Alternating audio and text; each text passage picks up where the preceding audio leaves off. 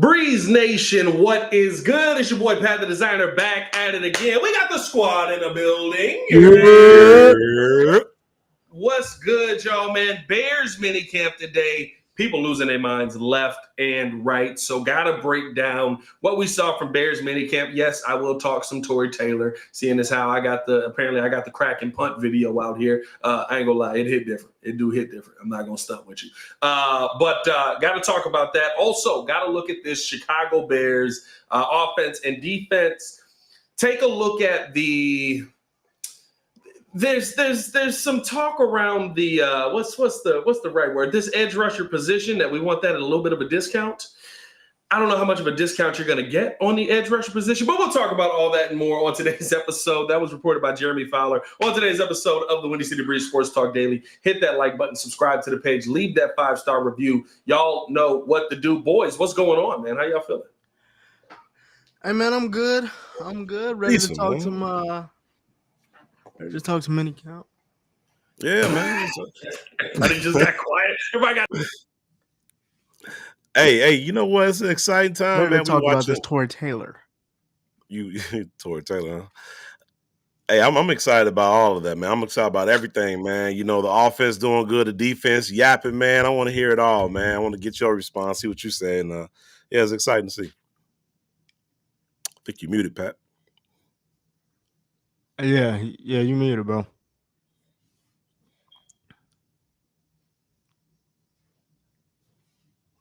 Yep, still muted.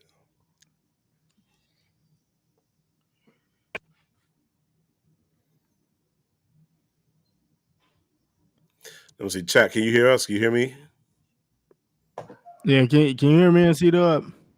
Check. Okay, there we go. That sounds terrible. Probably that's coming through the camera. I can see that. Yeah, we got Crimson said Pat pulling a Ringo on us. This thing that worked all day. Now I want to not wear. Hold on. Somebody talk real quick. I'll be right back. Yeah. So. Oh, Jordan JC in the building. Let him get it. All right. What's going on, guys? What's happening, man? Can you guys hear me? Yeah, we got you you coming in good, man. You coming in Okay. quick, What's man. going on, fellas? What's going on, chat? I like your mic, man. What, you got a new mic there or the same old mic? No, there? you know, this is just the same one that came with the stand. I'm just taking it off so I can actually hold it in my hand. I don't know why I thought it didn't think of this like years ago. Got me. We upgrading. You know, something, got the what it is. Oh man. But, hey, man, we got some news. Well, I mean, obviously, man, like what we got? The offense. The offense is in full effect for the Bears right now. Defense is also in full effect. Has some great video. We got the Tory Taylor video from Pat. Earlier we saw some dimes from Caleb Williams, the Romo Dunze earlier. And basically, man, I just wanted to get y'all thoughts about, you know, pretty much what y'all thought from what we saw, and what do you think this is gonna lead to going forward? Now that basically we still can't hear you, bro. Still can't hear you. I don't know what's happening. What do y'all think this is gonna lead to now that basically you know, the full complement of pieces are on offense and defense coming into this thing? Yeah, no, man, it's exciting. Minicamp is here, so that means it's mandatory. Mandatory minicamp is here, I should say. One of the things that I liked from what I read today, Courtney Cronin said that basically Caleb Williams had a okay day, or a good day, you should say. I would give it probably a grade of a B, maybe. You know, They said that in 11 on 11s that he did a good job managing the offense. Everybody was there on defense, so you love to hear that, because we know last Friday they said he dominated, but that was without a lot of the DBs that were there. I think Tariq Stevenson was the only starter from the DB crew that was there. So you love to see the fact that he's acclimating himself and he's actually, doing some things against the number one defense. Oh, you back, Pat? All right, we back in this mug? Are we back? back? Oh, yeah, you back. Oh, God, thank you. Okay, let's get back into this. My you God. at a church? I don't know what happened. What? No, I'm at my mom's house. I'm at my mama's house. That's the piano I grew up playing on. So I was about to say, make me think of Reverend. It's the Play flowers. ordinary It's, people right now. it's the flowers that make it seem like it's a funeral. on them graves. Waiting on them wood. graves. Sorry. No, man. Listen, there was a lot to talk about with the Chicago Bears today. Appreciate y'all kind of picking up the slack there as my mic decided like F me for us. But man, listen, I thought that it was very interesting day at minicamp. It was the best day that you were gonna get from the team aspect of it. There were ups, there were downs, there were moments where the team needed to pick up some slack and was actually able to do that. So I think that that's very exciting to see. Listen, you start off minicamp basically by seeing Caleb Williams go out there, and he looked like he was excited that he had his full complement of weapons. You know what I mean? Like he looked like he was like, I got Keenan, I got DJ, I got, by the way, we did find out that this is Keenan Allen's first time being here. He's been out in California this entire time, so he hasn't been here the entire time. Okay. So we did get clarification on that, but he basically, I got everybody. I'm going to work. And I mean, in the first period, when you talk about the 7-on-7s and stuff like that, he did. He found guys quickly. He was not hesitant at all. He was quick in his decision making. Did some really good, made some really good passes. Found DJ open multiple times. Found Keenan open multiple times. Had a deep shot down there to Roma Dunze. But on the flip side of that, right, I think you also got a defense that said, "Oh, you got mad scruples, Playboy. Now let us show you what we're really capable of here." Started to get after it a little bit. We even had a little bit of a kerfuffle. Had a little kerfuffle between the O-line and the D-line. There was a little bit of a, I like that. Fighting. little smoke. Right. I wouldn't call it a fight. Nobody was fighting. There was a lot of pushing No and fight, shoving, no not a lot fight? of action. You know what I mean? But I thought that it was a really good. It's to me. I've been there now 3 times. 3 times. I've been there 3 times. I've been there for every media availability that they've been able to have. This is the best practice we've seen. This is the best version of the teams we've seen. No punches, Crimson. Yeah, no punches on the. It was a bunch of dudes like doing the like, you ain't gonna do nothing. You ain't bad. You ain't bad. A lot of pushing and shoving. Like you ever seen? You ever seen that video of them two? What are those? Those 2 chipmunks that are pushing each other back and forth. No, Like it's like a TikTok video or Instagram video or something like that. And there's 2 chipmunks pushing each other back and forth. That's all it was. Just going nowhere. It was it was an NBA fight, not a WNBA fight. You know what I'm saying? It was one of those. It was an NBA fight, not a WNBA fight. All right. But no, I think that there was some really good periods, and there was a period where the defense turned it up and literally said, we're gonna frustrate the living H out of you for the rest of this practice, and they did. And you would expect that of this defense. I think Keenan Allen absolutely said it best when he talked in his press conference. He said this defense acts like a top 5 defense, and that is exactly how I would explain it. They better be. I saw Keenan Allen's press conference, and to me, he said that the defense was irritating. It was like they were annoying to him, which is a good thing, right? You want the defense to be annoying to get to play mind games. He's like, man, they celebrating after every little play, every little conversion. Where we go back on the other side and run the next play, they celebrating every single time they get something done. So that camaraderie, that continuity that this defense has. This top 5 defense that we have that's going along with this offense that's gelling together and learning each other. Man, the predictions of possible Super Bowl appearance might be in the works. I don't know about Rich Eisen. Huh? You want to do Rich Eisen Eisen? here, old Rich Eisen, old Nick. What's that boy? A little optimistic. Right. Oh yeah, Nick. No, I think here's the thing, right? You to start off, Caleb looked really good, like I said, but it is still a learning process, and you saw that today. There was a lot of, I would probably say 6 or 7 false starts, like consistently, and they're doing some things. I think it's because they're doing some things with him trying to draw the team offside, trying to draw the defense offside, doing some things with his cadence, very much like we saw a lot with Aaron Rodgers. in our time going up against him. And I think that it was throwing the offense off a little bit. Offense still not used to the voice. There also was just some bad jumps as well. But everything to me is exactly where it's supposed to be right now when you have a rookie quarterback working into a new situation. Some of the things that we said that you should watch for heading into this that we did not see today. We did see Montez Sweat, but there's no storylines. Keenan Allen was there. Montez Sweat was there. Nate Davis was there. So none of that. It was 100% attendance for mandatory minicamp. Nate Davis, he better be great. That's my biggest issue. He better be great. He did not practice today. Bro, maybe he'll practice tomorrow. Wait, so he was there, but he didn't practice? He was there. He went through some individual workout drills, but he was not. I shouldn't say he didn't practice. He went through individual workout drills. Okay. He's not a part of the when they're running the full team period. He's not a part of that. Yeah. He's not taking part in that. I'm trying to see if I have it in my pocket. I don't have it right now. I want to say his name is Matt Pryor. Matt Meyer has been getting a lot of those snaps that Nate Davis would take at right guard.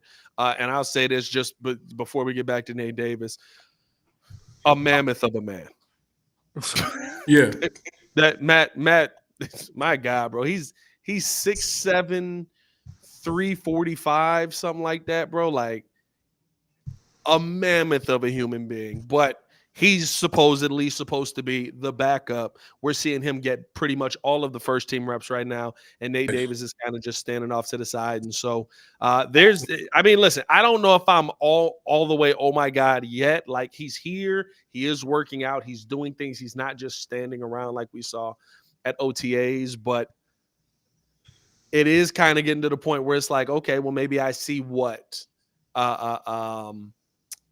Vrabel was talking about a little bit. And I looked, I was standing next to, first off, no flex on this, but slight flex. 118 in the building. Hit that like button, subscribe to the page. Hey, No flex. Hey, 100. I was standing there. Oh yeah, we do over 100 in the chat. 100. Go ahead and flex. I was standing there watching the full team period next to Jerry Azuma.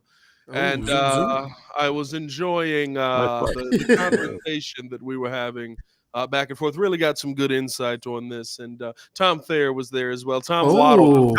I'll say this. And this is a flex on Waddle. This has nothing to do with me.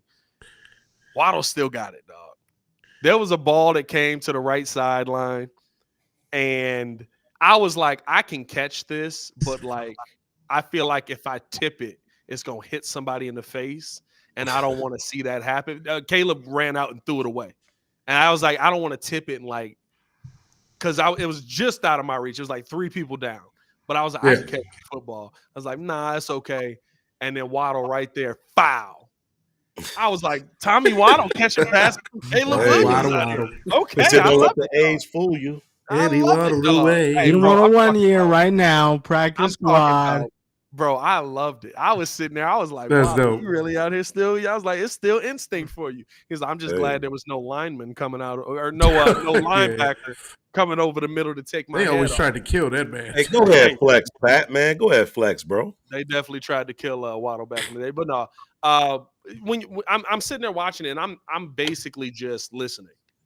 Because you're getting all the football insight that you need sitting around you. Everybody's sitting there, oh, I'm doing this. Oh, I love this. I see the hands. I see the plays. I see this. Oh, they making that happen. So I'm just listening to everything that's happening. And I think the takeaway from everybody there was that, first off, Jerry Azuma did not care what Caleb Williams did. He wanted to see what that defense was going to do. And that's when the defense ramped it up. And he basically was just like, listen, they've got the preparation. They should look like this, but man, they're flying to the ball fast. They look like they know exactly what they're trying to run. They look like they know exactly where to be. And that's the part that the offense still has to build up. But I think everybody left today feeling really good about the team. Yeah. Yeah. One of the things that I liked about Cole Kmet, his part of his interview was the fact that he mentioned Caleb Williams is becoming more comfortable with just taking over and being very clear and concise with his calling in the huddle. And you even mentioned the cadence. which I know I saw Courtney Cronin. I'm pretty sure you also saw that, where she said that that's the area that they need to clean up is the cadence. But outside of that, you can tell he's been in the playbook, that he's learning more and more on the job, and instilling more confidence and leadership, and the guys are seeing that, and so that was really good, especially coming from Cole Kmet, because I know Cole Kmet was one of Justin's guys, and so it's really, really good to see him speak highly of Caleb this early, and kind of get behind his quarterback. And I think with that too, like even with that, he's at this point, he said he's played with a myriad of quarterbacks, and you could tell like there's a different type of swag, different type of energy with everything. Even to that point, when they were like Montez Sweat, his part of the press conference, he's talking about, yeah, we look nice. Hopefully, they'll be able to take this into week one. I think now you're seeing more so of his leadership role step up, because I talked about it, before and then he even mentioned it today. Like Ryan Kerrigan was one of his leaders to be able to put him on, show him the ropes, be able to show how he worked and so on and so forth. And you can see that now he's taking the lead, because even when they asked him about Booker, he was like, "Look, let the chains loose, let the chains loose." Absolutely, like this is what we want to see. So you could tell like the offense and the defense are both coming along just fine. I cannot wait to see what they do, like probably preseason week 3 maybe. But man, like just off of today, that definitely had me hyped.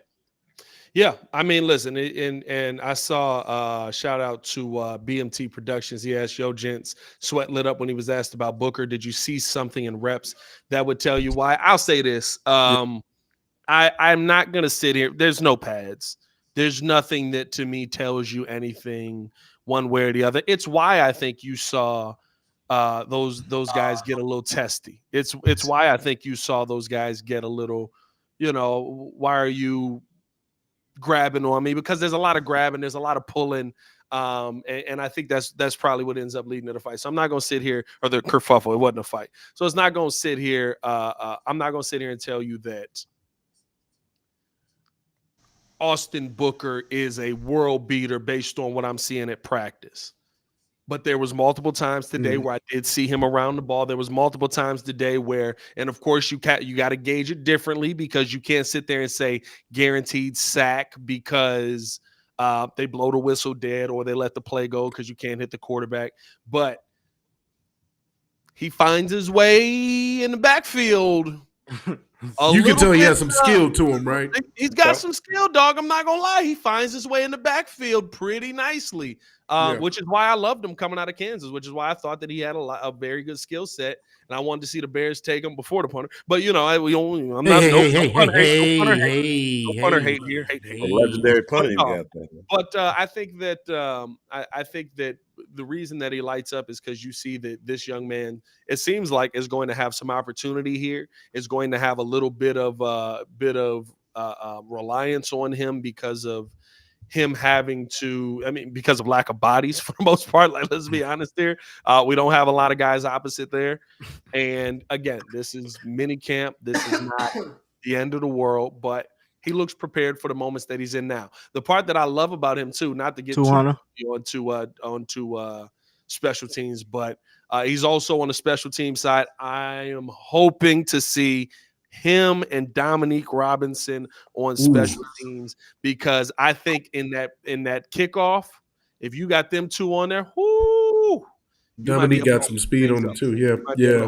Things up, because I mean they're big but they're fast. That's what you want to see. You got guys they're big guys, but they also know how to block. They only got to go 5 yards. It's not running all the way down the field, and if they open something up, they can stay in front of them. So I think that they're I'm not sitting here telling you Austin Booker was a world beater, but I liked what I saw from the day. My favorite part of the day has absolutely nothing to do with the field, which is probably the funniest part about this. But I think it speaks most to what Coach Flu said. By the way, over 200 in the chat. Over 200 in the chat. 200. 200. Yeah, Oh, 200. snap.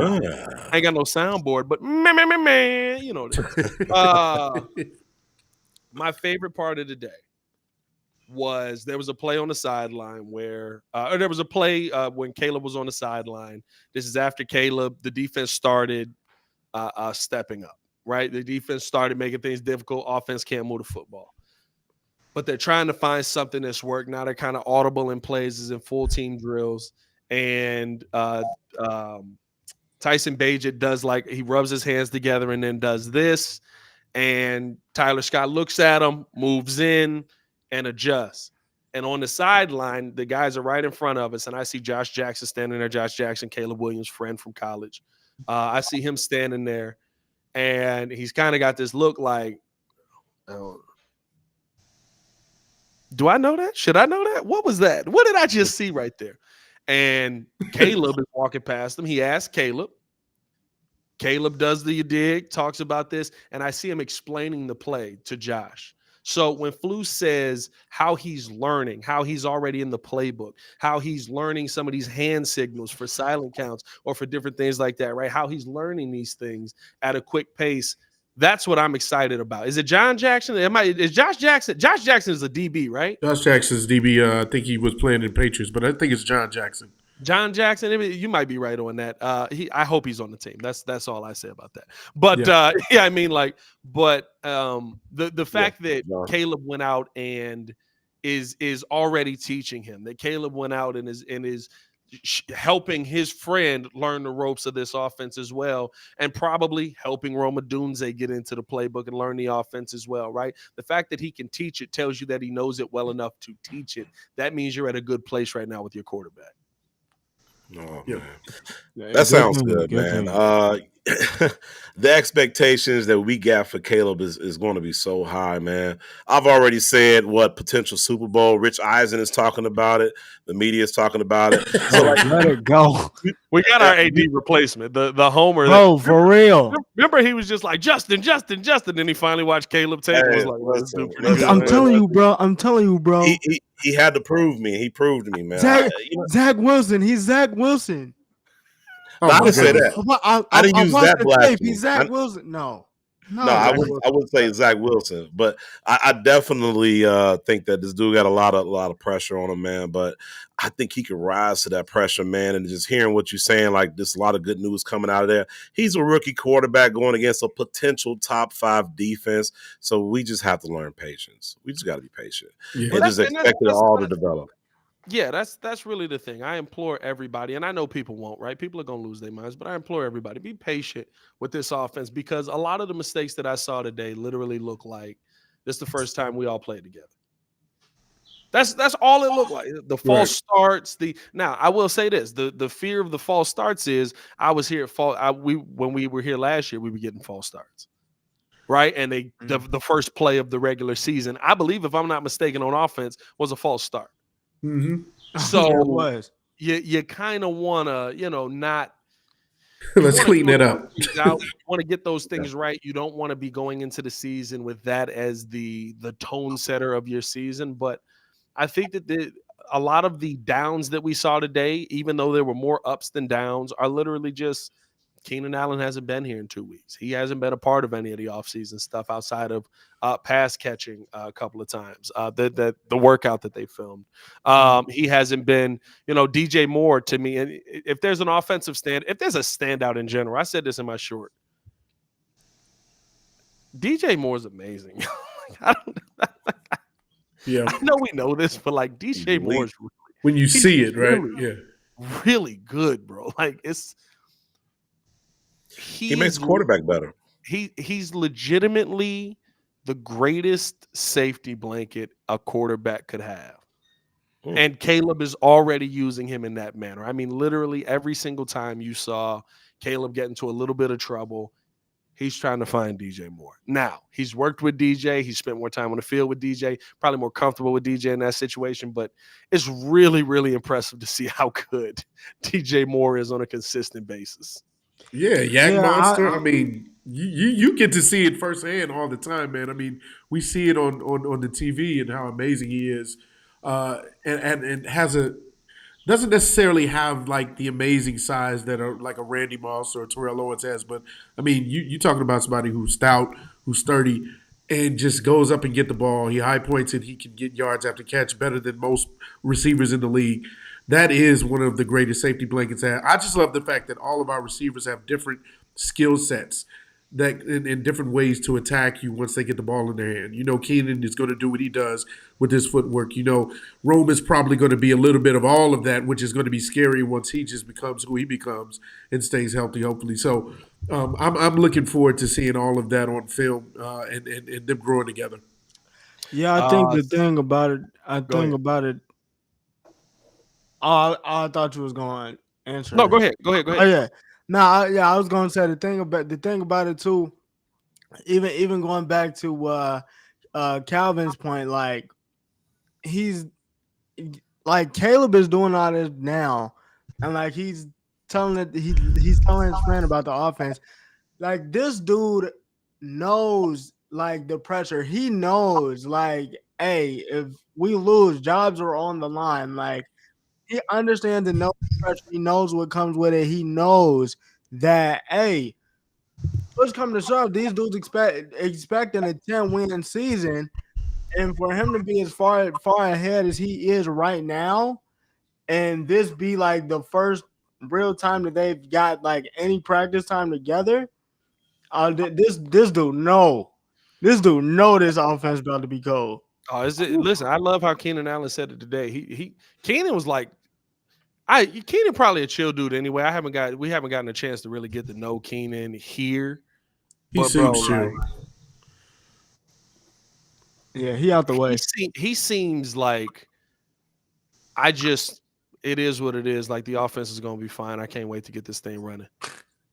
Like it's scary how calm he is. Like legitimately. So I think that it's literally one of those things where you do feel a calmness in this offense. You do feel like you've got a really good opportunity in this offense. And I think that the Bears are in a great position and they're starting off on the right foot. And I think there's a lot of things to look forward to with this team. Somebody asked, who was that? Sin asked, how's Rome looking? Rome looked like wide receiver 3 right now. He looked like, like he's somebody that Caleb is confiding in on the deep shots. He was there. He had a one-on-one with Tyree Stevenson down the right sideline, did a good job bringing the ball in. He's a sure-handed catcher. Tyreek looked phenomenal on the play as well, was in great coverage and just better play on the offense. But I think that Rome Odunze is right now, he's probably wide receiver 3, and it felt like that. Today's practice, I'll say having Keenan Allen there was like, yeah, that's going to be Keenan. And there was one part where they were in 11 personnel. In 11 personnel, Keenan is in the slot. In 12 personnel, Keenan's the Z receiver. There was one part where they were in 11 personnel, and Keenan and DJ were standing right next to each other. And I'm telling you, like seeing it, so they were coming towards us. I was just standing there looking at those two standing guys. Like, what are you gonna do with that? Like, you can't. Pick your poison. How are you stopping that? Like Keenan Allen's in the slot. Oh, how are you stopping that? So there's a lot to be excited about with this offense. They're gonna get it all in order, and I'm excited about that. Hey, but Pat, shout out to you though, man, for putting this on Twitter. Of course, you made me happy. You put up the Tory Taylor kick. I do want to acknowledge the boot. Okay, come on, let's get a little Tory energy in here, all right? Listen, I tell you. First off, the Bears' backup punter, whose name I do not have because I don't have my list in front of me. Somebody in the chat that has it. Y'all let me know the name of the backup punter. First off, black guy. Which is great. All right, okay. Hilarious, because I literally just looked at. I was standing next to Herb Howard. I looked at him. I was like, "Are there black punters in the NFL?" Like, I don't think we got one. Maybe I think in Vegas is black, but outside of that, Vegas. I think he's black, but backup punter was punting some absolute gems himself. And my first thought, I swear it was, could have just let him play. You know what I mean? Didn't need to catch the punter. Sorry, you know what I mean? That was my first thought. Come on, man. Let it breathe. You gotta pin them down in breathe. the 5. Let it breathe. And then Tory went. That's right. You're Now, dang right. And The you saw backup something you've punter- never seen before, did The you? backup punter was phenomenal. Phenomenal. But Tory hit and the Beautiful. one on Twitter isn't even the best one that he did. Really? They made us put our phones down for that period. But the one on Twitter snap.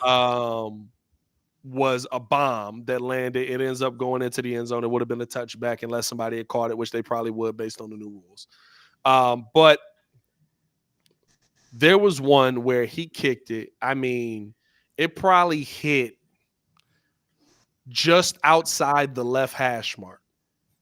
Did the ball die? At the 5. Did the ball explode? Did the ball No. just die right there?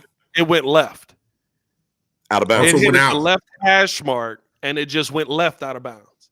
Oh, And me So and that's her where they're were gonna just start. It Yeah. might have. It might have been at like the 7 or 8. It might have went out at the 5. Oh, And me yeah. and her were sitting if he there, could do that consistently, dude. bro. I'm not gonna lie. Listen. I still wouldn't have drafted a punter. Hey, But you watch don't your draft mouth. a punter. You watch your mouth. That's the punter you draft. I'm not gonna lie. It looked You tell him, dude. really good. That was the funny part too. So I was standing next to Jerry Azuma. Jerry Azuma sitting there mad. Like he wasn't mad, but he like sounded a little upset. He was like, "This dude's 6'4", 225, and he's punting. What's going on here, bro?" That man should be another position. What we got? We got Corliss Waitman. Is that the backup punter? Shout out to Corliss. He'll never get used. But bro, yeah, no, he's got a boot, bro. He's a And generational it was punter. phenomenal to see. And I'll say this, bro. If for everybody who is taking the time to go out there and watch the UFL or the XFL kicks from last year, to kind of see what this rule looks like, bro, it's so much faster than that, bro.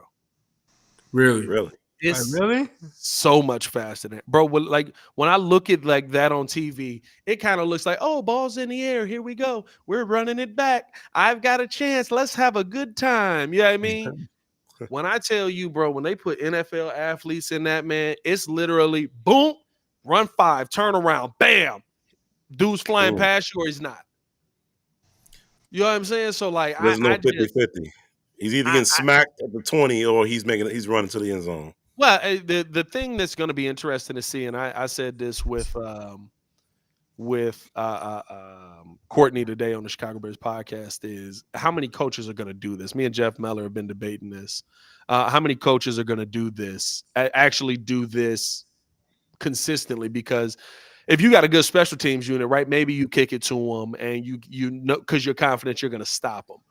But like if you got a struggling special teams unit, but you got a good defense, I'm kicking it through the end zone. If you got a solid defense, but maybe you got a good special teams unit, maybe I'm kicking it to the guy then because I feel like I'm gaining some advantage. But like you need like an elite special teams unit for this rule to stick around, because otherwise, right, like more times than not, I think you might end up seeing now early on, I think teams will do it. But the second that you get like 3 or 4 touchdowns going the other way, I think it's literally going to be Richard Hightower just going like, put it through the field goal post. I think that's I don't what it ever might want be, though. you kick it to the man again. I think that's what it might be, though. Just Shout out, Grady. because Thank you, man. With the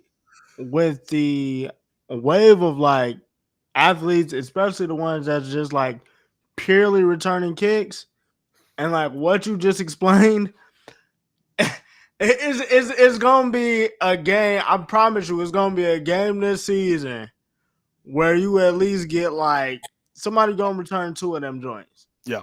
After that, they're gonna be like, "Yeah, we're not doing this no more." Oh yeah, and it made me go back to remember. Now, this is throwback, but remember when the Packers were supposed to go to the Super Bowl, but they made it to the NFC title game, and their special teams unit was literally the worst in football. Like I was like, for that team, if you're playing by these rules, is it worth it? Yeah. Because it's like, okay, of course, I'm not going to kick it out of bounds, because if I kick it out of bounds, Oh, that was Seattle, wasn't it? you said what? They played Seattle. When they play Seattle, right? Yeah. Brandon Bostic messes up the the last play trying to be a hero. They fumble it out. Seattle comes down, they win, they go to the Super Bowl. But like for a team like that, it's the team that popped in my mind. I'm not saying like that specific situation, but like if they go to the Super, or if there's not the Super Bowl, if there's a situation where like I got that special teams unit, why would I kick you to football?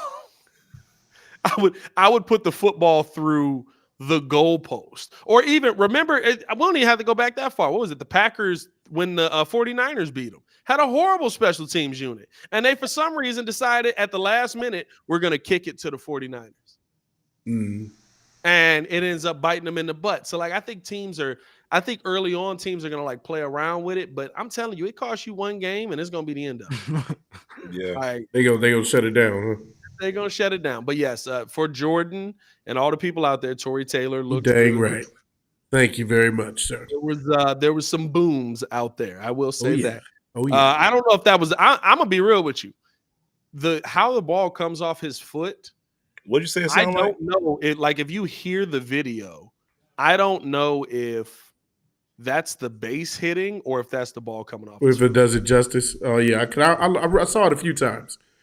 No, I'm just saying, like, because they got music playing. I don't know if that's the bass from the music. Oh, playing, I see what you're saying. or if that was the ball coming off his foot. That's how loud it booms off his foot. So, I mean, for all the people out there who've got that Tory Taylor excitement, there you go. Get a little tingly for Tory. Any other minicamp questions before we move on? Anything else y'all want to know? Anybody else y'all want to know about? No, man. I just need Nate Davis to play because his time is up. I think that's about it. I mean, you know what? I feel like he's going. You got to get him some time, man. I feel like he went through a lot. No, listen, I understand you went through a lot. I give you all the grace in the world for last season. I'm not saying that he's over what happened to him coming into this season. I'm not saying he should be over. That's inhuman. That's unsensitive. But at a certain point, you do have to do your job again. You do have to be good at it. And my concern with Nate Davis is Darnell Wright basically has no idea what the heck he's doing next to you. Because they haven't been together that much. You know what I mean? Like Ryan Bates has never played next to you, and I don't know if he can play center. Yeah. So I would like to know that my center is comfortable with the right guard next to him. My biggest thing is you never put a time limit on the loss of a loved one, right? You're not going to sit here and judge him for him losing a family member and a parent. Like that hits home hard. Let's just be honest. So I'm not going to judge him from that standpoint. But my thing is, if you're going to show up a year later, start practicing, and then because then like you said, the reputation from his former coach said, hey, he doesn't do that. So that was before he had his own personal issues. That's my thing is, if you're going to be an integral part of this team and you're going to start, and by all accounts, you were a decent graded out right guard before we got you. Let's see it. Yeah, I think. Yeah, no, I think that's my thing too. Like, I'm not putting like the timetable on the loss because, I mean, I've lost people as well, but at the same time, it's one of those things where like it's a little bit magnified because he's a starter. You know what I'm saying? So, I mean, hopefully he's able to get right. I really hope he's able to get right because as good as Darnell Wright was last year, if Nate Davis is in there and playing consistently, who knows what Darnell Wright could be coming into the season. So, I mean, that's my only thing with it. No, I agree with you. Listen, at a certain point, you do got to get back out there. Kevin Scott, how do the running backs look? You can't really tell. They're running well. Yeah, I mean, but there's no tackling. You don't know what they're fighting through. There's a couple of plays that Roshan got blown dead on short that I think he probably could have fought through based on the type of runner that he was last year. But there's nothing. There's really no competition for that first spot, right? It's going to be. There's no competition. It's DeAndre Swift for the first spot. There's no question about it. Mike Davidson said, "How are they blocking the new kick rules? Like, Are there more DBs, tight ends blocking, or are there linebackers or some sprinkling of linemen out there? There's a sprinkling of linemen out there. That is the one thing that I love about it, because it's literally, so basically the kick goes up. Nobody can move until the ball is in the returner's hands. Returner gets the ball, and basically they kind of do this like run back 5 yards, and then they immediately turn around and make contact. So it's literally like whoop, bow. So Austin Booker's out there. Dominique Robinson is out there. Have I seen line? I think Noah Sewell was out there. So some linebackers. It's still kind of for the most part the same things that you would see on special teams. But I think you may see, if you got some athletic defensive ends out there, dog, you might see some of us get laid out because of that. Hey, so how does it work though? Do they wait for the referee to signal them, or they literally it's off their own judgment? They see the ball goes in the hand, because somebody could jump early, assuming that he's about to catch the ball. That's going to be the part of it. Listen, they're professionals, but that's going to to be the little nuances right there. Yeah, that they learn and kind of get a timing and a feel for. That's why they're running through the practices so much. Richard Hightower is the loudest person there, there is literally, it's literally as the ball hits the returner's hands and he starts running back, they take off and they go backwards and they try to create it. It's essentially a wedge block at 5 yards. So yeah, it's nothing crazy, but it's just so quick. That's the one thing for me that I keep taking away from it. If you jump early, it is a penalty. So there's going to be a timing. There's going to be there's going to be growing pains with this rule. This is completely different than anything that the NFL is seeing. All we've ever done with kickoff is move it further away or closer together. Yeah, that's all we've ever done with a kickoff. So the fact that there's going to be a God dang. Hello, how you guys doing? All right. Oh, I know who's touching stuff. Oh, come on! Yeah. The pettiest man alive. You would mess. I was gonna sit there and mess with you the entire time, but how long have you been here?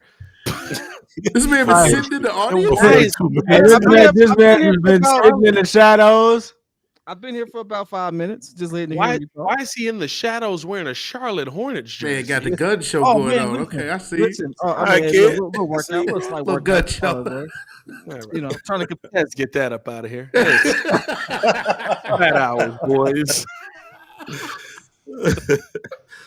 Pettiest man alive in the building, man. What's up, P-Kid? How you feeling? What's happening, man? Nothing much, man. Sitting here talking about OTAs, man, having a good time. This is going much longer than I thought, and we've spent a lot of time on Karan Amagaji, Tory Taylor. The next question, right, dog. Any update on Karan Amagaji? No update.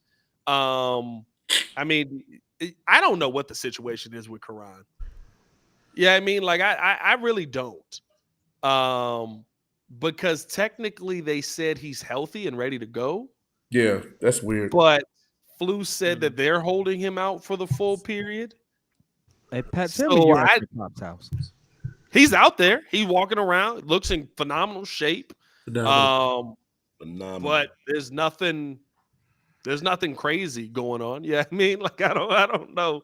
I don't know why Karan's not practicing. That's a personal thing for the Chicago Bears right now. Now, I only missed about 10 minutes of audio real quick. Did you all talk about Eberflus' comment on Caleb Williams and what he would like to see from him cadence-wise and things of that nature? Yeah, we talked about that a little bit, how he wants to see him get better at the cadence. And I said, basically what I said is that to me is why you saw so many false start penalties to start off. I think that's a big reason why, because people are. I'll say this: you never think about the fact that you gotta, if you've been here before, you got to get used to somebody else's voice and voice inflection and cadence and how they're saying certain things and how they're calling out the it's like you getting used to somebody in the simplest terms, right? Like you ever hear somebody say a telephone number the wrong way? Like there's no right way to say a telephone number, but we know there's a right way to say a telephone number. I mean, if you don't say the numbers in order, there's a wrong way, right? No, what I'm saying is like, you know, when like if somebody don't hit you with like 555 555 55555, like if somebody gave you a number like that, you like, bro, why Like, what? two numbers? Like, you know, it's a 3 3 4. Like, you know how to do this, bro. There's a cadence to this. Don't switch it up on me. So I think that in simplest terms, I think it's just getting used to a different voice being behind you, and telling you, you know, the plays that you need to make. Hey, what an age difference right there. Crimson said, just hand him the phone. Just give it to Are him. we old? Yeah, we're I think we're right there on the cusp. Are we old? Hey, Crimson, do you have a landline? Hey, bro, you know what's great to do? Somebody, I saw this on TikTok. Go ask young people, like everybody in here. What's it like if you gonna fake like you on the phone? What would you do? Fake like I'm on the phone. Like fake like I'm on the phone. You call yourself. You call yourself. No. Like if you gonna do that. Oh, if you trying to get out of something? No. Like if you gonna show a phone, like if you was gonna show somebody, like you talking to him. I was on the phone. What would you do? Exactly. What kid do? Oh, that hand signal. Yeah. Young people do this. They do the bear claw. Caleb claw. because when you hold a phone like this. Go Bears. So Why? I wouldn't know what that means though. You could be Hey, with this. But young folks know what it means. That's what I'm saying. Like if I was like, hey, you on the phone? I was on the phone the other day. Yeah, I mean, I'm talking to buddy. I'm like, yeah. I mean, young people be like, so I was on the phone the other day, right? And I'm just sitting here chilling. I was like, that's kind of the 80s. Like that's wild. That is wild, bro. That's interesting. Okay, Yeah, I guess that's we're crazy. Getting old. The Caleb claws in the chat now. I love Dub. That's the bear claw. They ain't got nothing to do with the bear claw. What? Let's keep it going, man. Appreciate y'all tuning in, showing love. Hit that like button, subscribe to the page, leave that 5-star review. Y'all know what to do. I thought this was interesting, and at this point, we're pretty much gonna finish out the show on this. Crimson is 40, but yes, Crimson is a kid. Crimson is 40. You 40, dog? Shout out Crimson. 40? Crimson. Crimson be like be like Kevin Hart. Dang. Why we all just cook Crimson right there? That was nuts. Shout out to you. I'm right there with you, bro. I ain't Shout out to Crimson. Ben Devine put out this tweet earlier, and it comes from a Jeremy Fowler article that basically is saying the Chicago Bears are looking to find an edge rusher essentially on the cheap. They're looking for an edge rusher on discount, and this is very interesting because we need an edge rusher bad. Like, I don't know who's rushing opposite Montez Sweat at this point. Now, I will say this. I absolutely love DeMarcus Walker. Yep. I love him. I hope he makes the team. I hope he has a bounce back season. Bro, that mug is the funniest dude in the world. He's always bringing the energy. He's the type of energy you need on a team. But according to Ben Devine, he dropped this tweet earlier. If I can find this one, I had it ready to go and it got away from me. That's kind of interesting there. Hold up. Give me a second. According to NFL insider Jeremy Fowler, the Chicago Bears are still looking for an edge rusher. They know they probably need one more guy. They're sort of waiting to see what develops. They're looking to add a bargain at defensive end later this season. My question to you guys, are we at the point in the season now where just about everybody's a bargain? I mean, you're looking at Yannick Ngakoue unsigned, Emmanuel Ogbah unsigned, right? Like there's names out there that you look at that are solid defensive ends, but they're not getting paid right now. And this is kind of how the season ended last year. Remember, we thought Yannick could get a market of $15 million, possibly more, and he ends up signing for $10 million with the Chicago Bears. I think everything has to be simply because now we have to look at cap space. And I think, at this point, it's not necessarily a matter of the player, but more along the lines of how much we can actually spend for those. We don't have the same leeway like we did last year, and we definitely won't have it next year. we rank 14th in cap space right now, and that was as of that's as of today. We rank 14th, and we in still cap haven't space, signed two of the rookies. and we still haven't signed 2 rookies, and we're about $6 million in the red. Now that will change. I mean, that's the thing. Once we right? do cuts, it will change. It will change when we get our June 1st cuts. When we get our, when we start to see people leave the team, that'll change things up for the Bears mightily. But I think that you also have to look at the fact that there's a lot of guys who are going to be on different deals next season or not going to be signed to this team. So I'm not worried about the future money. I think what's tough about this is, yes, I do agree with you that you are looking for a discount player because of the cap space that you have right now. But realistically speaking, whoever you sign has to make the roster. And there's not a lot of roster space. Absolutely. So you've got to sign somebody to me where if you are looking for somebody on a discount, how talented are you getting at a discount? Because they got to make the roster. If you're looking for a discount, in my estimation, roll into the season with what you have.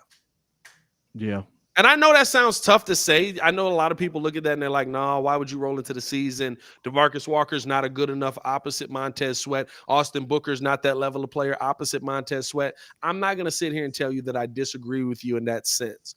But if you're looking for a discount guy, I mean, you got to think about it. You're talking about 53-man roster. You've probably got about what? 48 spots locked up already? Mm-hmm. Yeah. So you're working with about 5 spots to fill, and you still haven't signed 2 of your rookies. I mean, but let's be real. We knew that something was going to be lacking rolling into this season. And if we're going to go high-powered offense, and you're going to bring in the talent that we did, and you keep those guys or you pay them for this year, you may be lacking a little bit on defense. Very rarely do you have a high-powered offense in defense and keep them long-term in this league. I mean, we see Philly, how they went through it. If they didn't lose talent, they lost coaches and stuff like that. You're going to be missing something rolling into the season. If you're a Bears fan, and obviously if you're watching the show, I hope you are, like, you've never seen a high-power offense. Defense may be lacking a little bit. No. Let's hope we can outpace it. That's how I feel about it. Like, we sucked in takeaways not takeaways, but sacks last season. I mean, what were we, like bottom 10 in sacks last season? I believe we were 31. Yeah, we were pretty bad. We were the worst. Pretty bad. We were the worst. Guess what? But we still ended the season with one of the highest ranked defenses. So, like, some magic, for lack of a better phrase, can happen there. But you now have a high-powered offense. Guess what? That's what we're going to have to depend on right now. And that's how Poe's built. Well, I mean, the good thing about it is next year you actually have a slew of names that are going to be really good at the edge position coming out of the draft. But I'm just looking at some of these names that are still on the board. I actually saw an article. This guy is 38 years old. How do you guys feel about Calais Campbell? I mean, he had a decent season. I brought up Calais Campbell. It was some pushback on there. How much? I'll go. That's what I'm saying. I mean, 38. I told you 5. I told you 5. Oh, Calais Campbell at 5. I'm here on. The fall off about happened. 5 per? Okay. There was no 5. He had 6.5 cents. Hey, listen. Ain't no per. Nah. You're here for this year. Here's 2 for 10. No, 1 for 5, buddy. Here's your 5. Yeah. He had I'm not even giving him a contract, bro. He just walking in the building. I'm gonna have a bag of money sitting next to me. And I'm gonna just go, here's your 5. You know what I mean? Like, I'm paying him under the table. We're not putting this on the table. What are we taxing him on this? I'm not taxing him on this, bro. Like, Untaxed 5. We gave this 5 to you in Florida. Yeah. Yeah. No. I mean, that's a name. That's a name. I'm not out on Calais Campbell. I would actually be intrigued with him. I believe 7 sacks last year. 6.5. 6.5 sacks last season. Yeah. He's older though. And I'll take that. But if he can give me 6. Here's my only question mark, right? Are you at this point, are you signing him and he comes here and he's still Calais Campbell, which he can be? You also have to look at the fact that his sacks declined because for the Falcons, he was playing more interior than he was exterior last season. Right. So that makes a difference as well. I would not be out on Calais Campbell, but me personally, if you can get Unique at 7, if you can get, that's really it. I ain't gonna lie to you. If you could get Unique at 7, that would kind of be where I would say I would go that route more because he's younger. I think he would be nice next to When did he get hurt? Montez Sweat, and it gives you a little more depth at that Last year. position. No, I mean, like, what week did he get hurt? 10 or 11. Okay. But it's a It was bone. early. You know what I mean? It's a broken ankle. It's not like he tore a ligament. It's not like he tore his ACL or he popped his Achilles. It's none of that. It's bone reheals. So I that's mean, almost, I wouldn't be mad at that. so that's almost a little bit past halfway of the season, and he ended with 4 sacks. I mean, you could theorize that he could have had another 3 in him. So he could have ended with 7. He averages about 8 or 9. That dude, He's good He for had 8 or 9. 9. He had 9.5 the season before. Yeah, he's good I for think about that. I think he'll have more than that next to Montez, but it just Yeah. depends on what is his asking price. Because That's facts. I mean we've been 7 hearing max. 10. I don't know. So it's up to him for real. I mean, Now, I mean, this would be interesting. I like this comment by Silver Harvest. Said, I take Calais as the mentorship for Zach, Javon, and Austin. Dude has been around and very successful forever. That is an interesting point. I'm not saying you go out there and you pay $10 million for mentorship, right? But there is something to that where your options are limited because you need young guys to hit. Yeah. Like that's what it comes down to. At a certain point, your young guys that you drafted got to be good. Javon Dexter has to be good, who is somebody that, I mean, Keenan Allen talked about the front 7. We also heard Montez Sweat talk about he just needs to take the chains off. I mean, listen, I think Javon's going to have a little bit better season than he had last season. But at a certain point, you need your young guys to hit. You drafted a defensive end, albeit late. He's got to hit. He's got to have some level of talent that takes him to that next level. Or that takes your team to that next level. So I think that's going to be one to really keep an eye on as far as maybe a mentor in there, because I don't believe Yannick is that. and to that point, even what Montez said today about the mentorship, him looking at Ryan, seeing the way he works and everything like that. You get Calais in the building. This dude has already been part of at least what we thought as championship defenses.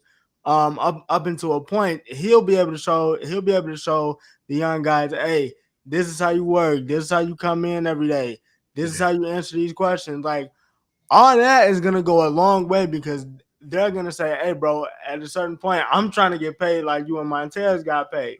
You know what I'm saying? So He has been a part of some really good defenses.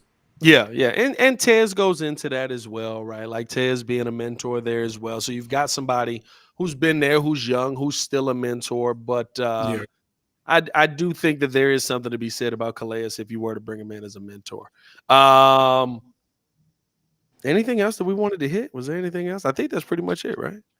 I think that was it. Good? Ryan Pohl's comment. Ryan Pohl's comment. Oh, the Ryan Pohl's comment. We did hear Ryan Pohl's on the podcast. I don't know if there's a conversation around it because we kind of all agreed with it. Basically, the comment that Ryan Pohl's made was that Justin Fields, the reason that he was okay trading Justin Fields because Justin Fields is the type of player you win with. Caleb Williams, the type of player you win because. Yep. It's tough. Game changer. And there you have it, homeboy. Mic drop. I'm a Justin Fields fan, but I said that last year. It's tough, but it's true. I said that last year. It is like that's factual. You can win games with Justin, but it doesn't mean that I never felt like Justin was the reason you won the game. I felt like Justin was the reason that you can win games. You know who else I feel like that about? Jalen Hurts.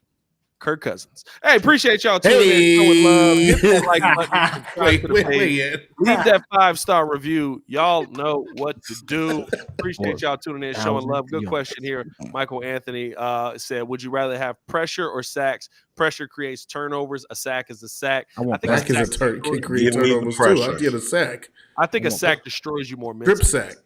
Strip sack. I'll take some strip sacks out there. Hit that like button, subscribe to the page for the man, the myth, the legend, formerly known as Ringo J. Stefan Adon, Jordan JC. Oh, over here. Jordan, hold up. Jordan JC in the building. C-Dub, as always, on the ones and twos. And the pettiest man alive, Mr. Pete Kidd. It's your boy, Pat the Designer, back at it again. Y'all stay safe out there, Chicago. I'm going to go watch some Chicago Sky basketball. Yeah. I'm about to watch these socks. Absolutely.